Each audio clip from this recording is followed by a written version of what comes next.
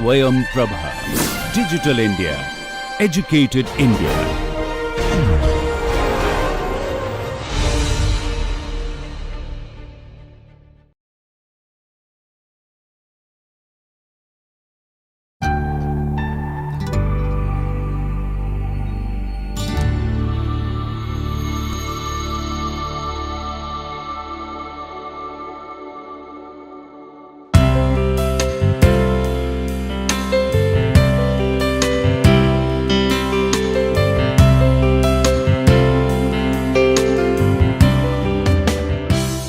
Welcome students to the online NPTEL course User Interface Design. In the previous class we started discussing about how to create the persona scenario and do the ethnographic survey. So based on that survey and the requirement and the user task flow, how we designers start designing the first prototype.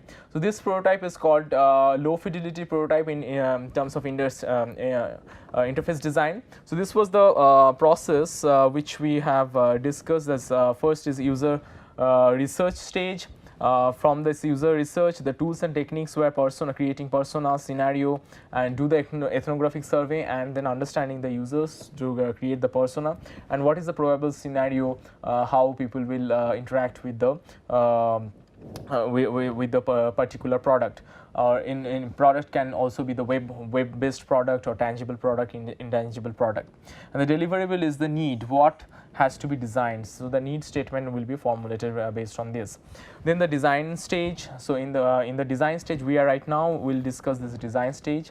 So paper prototype, which is the low fidelity prototype, wireframe in terms of UI and visual graphics, UI transition design. So these are the design stage. So this is the first stage, which is the low fidelity design, which is information architecture. We will discuss this, and the next stage is the visual graphics, which is the high fidelity design, which goes next for the programming, where the graphic contents and everything is done. So this is the high fidelity design. So today we will talk about the low fidelity design, the first stage. And next is the user testing, and user testing can be done in the low fidelity design as well as the high fidelity design. So together within the design stage, user testing will be done. So there again the ethnography is there, FGD or the focus group discussion, questionnaire, or different other tools and techniques are there in this domain. So the deliverable is the user feedback on design. The final development stage is the where it goes to the developer. This is not the domain of, mostly not comes within the domain of the designers. So this is the tools and techniques and deliverables of different stage. So this has been already discussed, just to revive again. So persona is identifying the target audience. So that is a tool, and users, potential users will be find out, and developing this is exactly like a fictitious character which represents the demographic and other segmentation of users, which designers, developers, and different designers who is working on this team, they will agree upon that this is the target audience we are targeting. So that's why this has been created. And then the scenario is how this persona will interact with the setup. So identifying the context in which each persona comes in a contact of the product, and how do they behave. In case of web application and web design, it also is validated. Developing a fictitious narrative of user interaction with the product. First is the fictitious character, and then the narrative of how this product, this character will behave if we give them this product. So that narrative is the scenario. Now ethnographic survey is the tool. Based on that field research, we create all these things, and then we create the task flow, how based on this scenario, what will be the task user want to perform within that. Based on this task flow, we create the information architecture. This is where the low fidelity design or the design stage comes into picture. Right now, till this part, we have talked about, I understood the need of the users. So first, through ethnography, we go, we study, we observe. Then we try to find out who exactly we are targeting, who's our target audience. There might be a few latent target audience who might be included if we create our product like this. If we change the product a little bit, then few of we can cater to other target audiences for them. If there's some added features are added into the product, some other people who are not right now user of the product will also be interested. That can also be there. So to do that, persona is required. So for whom we are targeting, and then we start placing the product placement can be done according to that. Then based on that, we try to find out what is the scenario, different scenario, how they will interact with the product. So that is the scenario. And then the task, if the product is there, what are the different tasks they want to perform. Those tasks are there, and based on those tasks, we have also talked about their moods within the task, and how difficult, based on the difficulty level and or the ease of use, what can be their mood. And all these are research, and to find out what exactly we are designing and what is the need. Not what exactly we are designing, what exact need that final design should fulfill. Now within the design phase, we designers start thinking about how we can tackle this need. So the first stage will be the information architecture. The information architecture also has is like arranging all the information or the hierarchy which comes from the user's task. So if users are following these different tasks, so what will be the hierarchy of information in terms of web design, what informations in UI UX design, what information will come first, within that where what are the different direction they will go, and next what will be the next layer of information, and so on and so forth. So they serve to show how the content will be organized and into the display, and which information will be displayed for the particular task flow. So which looks like something like this. This is like a structure of the website. So websites or the web application or any other interface design structure, the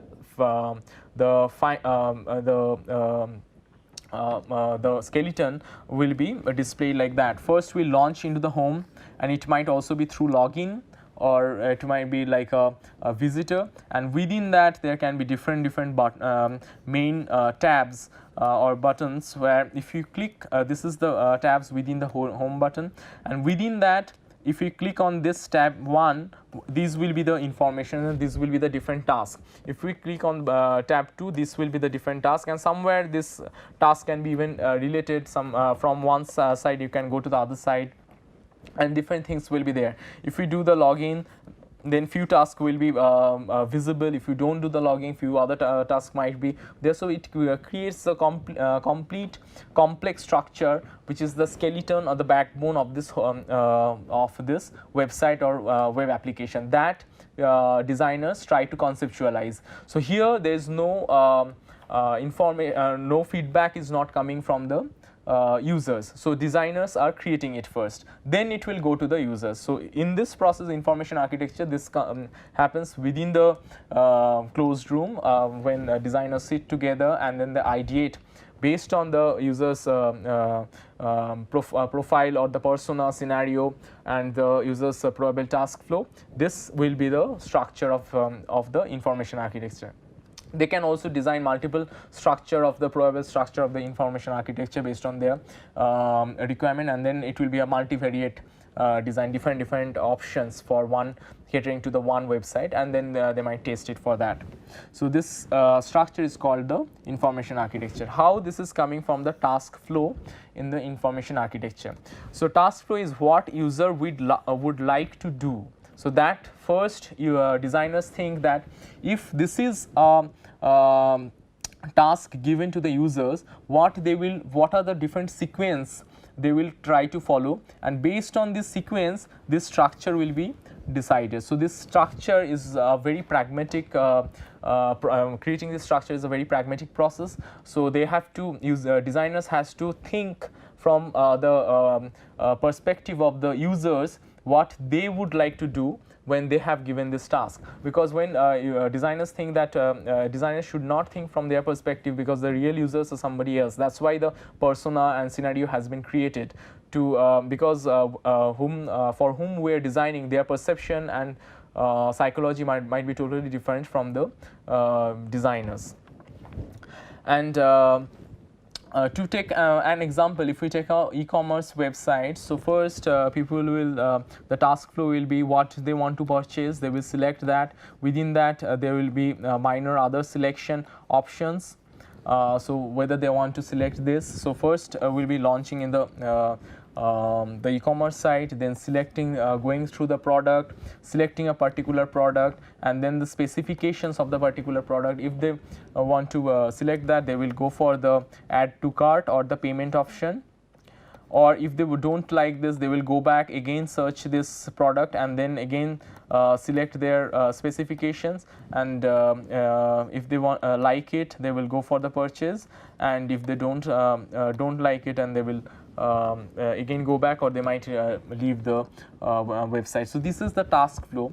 Based on that, so this option, so designers will create the information architecture. So it might be home, and then let's give them different options of product, different options, and then they will see that, and then the next page will be based on this product specification. They will design the what will be the options of the product specification. So this confronts, so information architecture is a translation of what users will behave in the task flow, and then they translate that into the first skeletal structure of the structure of the website. So that translation is happens. So this is the first stage task flow, and this is the information architecture from the task flow, how they are visualizing the website. And here, based on this task, where they want there can be a few iterations in the information architecture. They want to display the product like in one particular page, or they will be in different particular page. Those decisions comes within the information architecture. They are not in the task flow. Task flow is how people will see the product. Task flow is the people want to see the product for the selection, and the information architecture they can select whether this different category of product will be displayed in different segments, or they will be displayed together, or they have to click the button and then the new tab will be opened, or it might be just a pop-up. Those decisions are there in the information architecture. But not this is a translation of information task flow into the information architecture. So this is a observation, and this is a designer's decision based on this observation. So let's think about see what is the information architecture from a case study. The case study is I have taken a flight booking site, Cleartrip. So Cleartrip, if we launch first, so this is the home page you see. So if we look try to find out the information architecture of Cleartrip first, this is the home button. Within the home button, we see these are the main key tasks which has been arranged like that. So tasks are in the Cleartrip, this flight or the travel related side. One is the flight booking. This is the major side. So when you open, it automatically opens the flight booking. So that is also a decision in the information architecture which will come first. And then the next stage, other options are hotel booking, local events, train booking, other flight deals, and installing mobile application and manage trip, and see the previous what you have already booked. So this is the first task. So within the task, let's see what how they have created it. Within this home and the flight booking, booking, they have this first option is first there's another option which I have not kept, which is like from where you want to go, so which is there. So here within round one, whether it's be round trip or it will be one way or multi-city, so that selection has to be done from where to where you want to go, and the dates and everything has to be filled up. After that, they will give the option, and you can select the option based on this price, or you can select during departure time, during return time, during different airlines. There can be preference of airlines, time duration, layover, or multiple carrier. Different options are there, and you can also see the other flight fares, and you can also go for this different carriers and see their particular prices. So this is how the information architecture has been designed based on a task of hotel flight booking, and see the next phase is seeing the different options of the flight. In the next layer, or the next hierarchy of this tree, so is home was the first hierarchy, then flight, the details of the flight was the next hierarchy, and the selection, and within the selection, the detail of the this was detail of the travel detail, and this is the detail of the flight details. So you see the flight details, the baggage details and everything. So we are going deep into the hierarchy of one task. So the next layers are going this is the UI for the next layer. So if you fulfill this first task, then you see the next option, next page and next page. So this is going down in the hierarchy, and this page will appear when you fulfill the previous task. So all these decisions has to be delineated within the information architecture. So that decision making of these layers, how it has been will be created. So that decision is part of the deliverable of information architecture. So within that, we see this details of the flight, and then it will be the your contact details, and then the traveler's details. So you have to fill the details of the traveler, age and other things, and then the next thing will be the payment. So that is the one task. From one line, the hierarchy is coming. The next is the hotel. So that is this flight was one line in different hierarchy. Next is hotel, and there will be also different hierarchy, and then so on so forth, local and other things.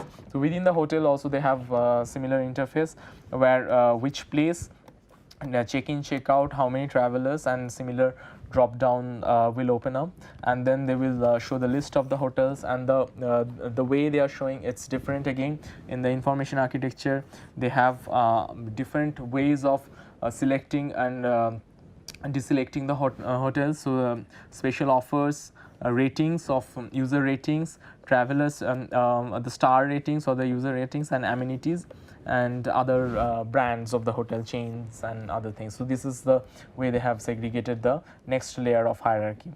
And then there are the creative local, what are the activities and features are going on in a particular city. So this is another task. So there are different tasks, and each and every task has different hierarchy. So every hierarchy will be there within the information architecture, and this skeleton or the backbone of this design of this website or web application is part of the deliverable of information architecture. Now, based on information architecture, the low fidelity design is the next stage, which is based on the information architecture created. Information architecture is just the hierarchy. What are the tasks within that? What will be the option? Whether they can select the flight, whether they will be selecting the flight with based on the price, based on the flight carrier, or multi-city, or other options. So that is part of information architecture. Then low fidelity design is how the portal will look like, where the button will be, what will be the position of the button, when the how it will be divided, what will be the different segments, where these options will come. So those decision making will come in the low fidelity design. So from information architecture, it is difficult to do the testing. So at least designers has to come to this stage, which is low fidelity design, to go back to the user. From first, they have done the user survey, ethnographic survey. After that, all these processes are designers' decisions, and till this point, designer has to work till this point, which is low fidelity design and paper prototype. And paper prototype can be displayed in the users. If you display the user information architecture, you might not get the real feedback, because users will not be able to visualize the information architecture, and their feedback will be different. So at least you have to show them something like this, which will look like what they will see. So they have to visualize what which is kind of similar to what they are used to see in the website or mobile application on any interface design. So this way wireframe, creating wireframe is very important, and this from here it goes to for the user first round of user testing. So what is wireframe or the low fidelity prototype? Low fidelity prototype is in interface design is called wireframe. When we make these frames like a wire, we don't incorporate any visual design or the color or how the textures and everything, or the decisions, or whether it will be curved edge or the sharp edge. So those decisions has not been taken, and this looks like created by a wire. That's in case of interface design is called wireframe. Low fidelity prototype in terms of product design won't be called wireframe. That will be some might be a thermocol or PU4 model which can be tested with the users. After starting the design, a quick low fidelity paper mockup in case of in interface design will be developed by the designer to test the design idea with the users. It can be a paper mockup, something like this, or it can also be software generated.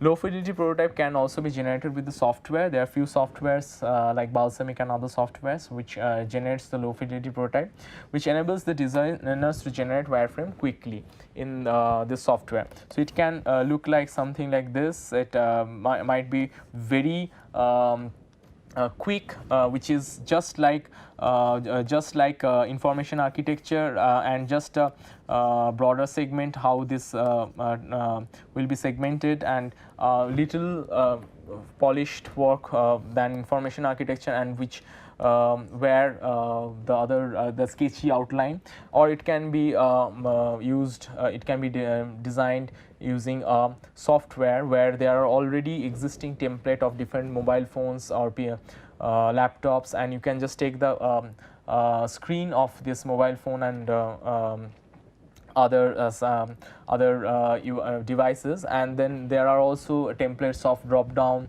scroll bars, breadcrumbs and other things which you can just incorporate within that and create a quick prototype. So what are the things in the low fidelity prototype? So this is a sketchy prototype designers do to show how the content will be laid out on each hierarchical display. Hierarchical display is the information architecture, and this low fidelity prototype talks about how the content will be laid within the information architecture. Information architecture does not talk about how it will be laid. Information architecture talks about what will be there in this particular page, and low fidelity design talks about how it will be positioned, where it will be positioned. A low fidelity prototype does not include any visual design details and serve as an initial ideation to allow designers structure the content and UI navigation. Designers to structure where the positioning of the content and what navigation will be there, whether it will be a drop down, pop up, and where the pop up will be. Drop down and pop up is a decision taken within the information architecture, where will be the placement and how the pop up will come. So these decisions are there in the low fidelity prototype.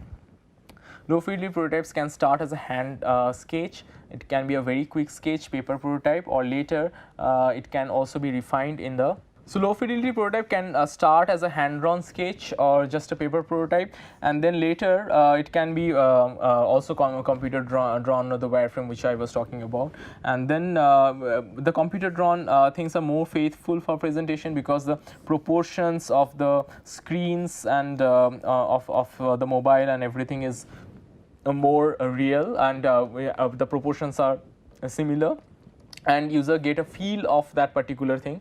And sometimes and it is also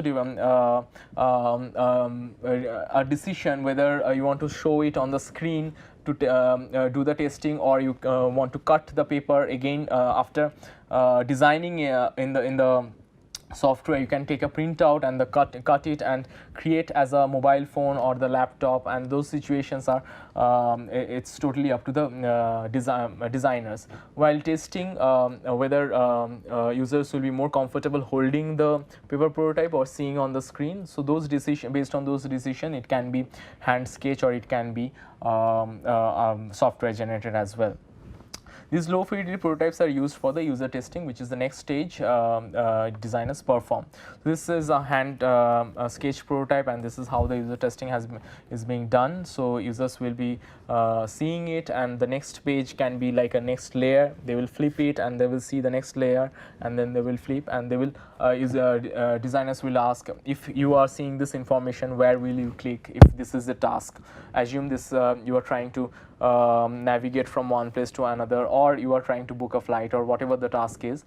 If that is the task and this is the display, which button will you click, and they will tell us this seems the button for the next task, and then the designer will show, if you click the button, this will be the next page, and if that matches with their mental model, what they are expecting, then the task will be performed properly, and if it does not, then you will understand there is some problem with the low fidelity design, and it can be checked quickly.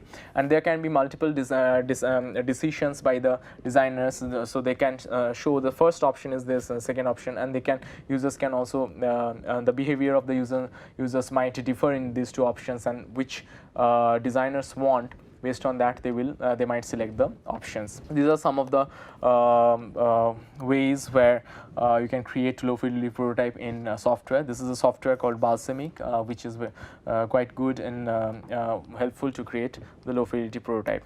Next stage is usability design, usability testing, which we will discuss in the next class.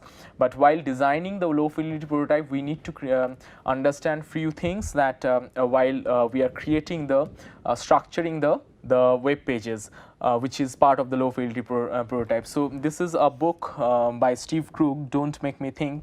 It's a very interesting book for the UI UX designers. So it's available online, you can download and read it. And what he is saying is, while we design the low fidelity prototype, we have to segregate the information, and there should not be any clutter.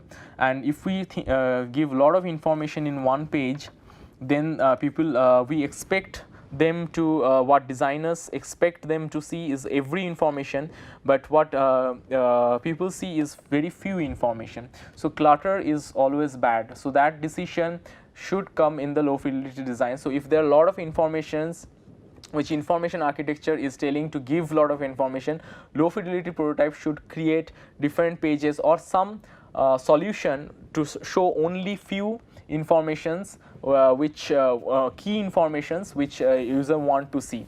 And the next it can be in the next hierarchy, some other information can be shown, or if you mouse over, some information related to that can be shown, or click on that, the drop down will be there. Some other ways to diminish the information at a glance. So it can be sequentially the information has to come, and within the page setup, a clear division of structural division has to be there. Within this structure, this type of information is there. Within this structure, that other type of information is there. Within this structure, this type of information there. So if there is a clear clarity within the structure, that works much better in terms of usability testing. So those decisions should come from information architecture. And then what designers build is, if there's a lot of clutter, the user will only see the highlighted point, which is the buttons are more bigger, the text is bold, so text is bigger, and the main which is near the focal point, those will be only seen. Now, while creating this information, after this information architecture and low fidelity design, it can be multiple different design. So multiple different options for one solution. This option can be changed within the information architecture. There can be information architecture option 1, information architecture option 2, or from one information architecture, low fidelity design option 1, low fidelity design option 2. So it can bifurcate from any stage, but multivariate design is when we create different low fidelity design to present to show the users and do the testing. So these options of multiple options will be shown to the user, and how do they perform based on their performance evaluation, the multiple variates performance evaluation. We will select the best option or the better option and then tweak it in a further way. So this also comes within the Donald Normal's double diamond method, which has been discussed earlier. So from one user need the problem. So this first stage of the double diamond is the problem identification. In this stage the problem is identified, and then we are going bifurcating from the one problem. So information architecture comes in one stage. From one information architecture there might be one low fidelity design, there might be multiple low fidelity design from one information architecture. In this stage there will be a lot of options in this low fidelity design stage, and here users will try to select and narrow down one option, and it might be the amalgamation of two options. It might be the already the best option which is designed might be validated by the user, and that can directly go, or it can be iteration and totally all the options sometimes might be scrapped, and you have to go for new direction of design. That can also happen. So in this situation, this is another option is alpha beta or A/B testing. Multivariate design is when we create multiple options. A/B is or alpha beta is when we create only two options. These are actually not very different. So if we create two options, this is A/B testing or alpha beta testing, which is also called split testing or alpha beta prototype, and then multivariate design is when you create multiple prototype. Alpha beta prototype in some cases are also different stages. So alpha stage design and beta stage design is a beta testing. So that is a different thing which we will discuss later. But in this multivariate design sometimes is called split testing when we create two options.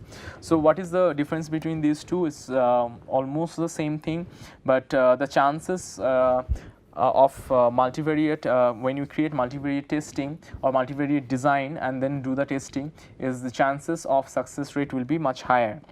So here it is like 12% and 36% performance winner, and here the percentage of other people, and this is the winner. And when we create multiple options, we have the probability to see some other options which we have not created in the two options. So more we create options from more different perspective, better it will we will see how the salient needs or the desires of requirements are there. We might find out something interesting during the testing.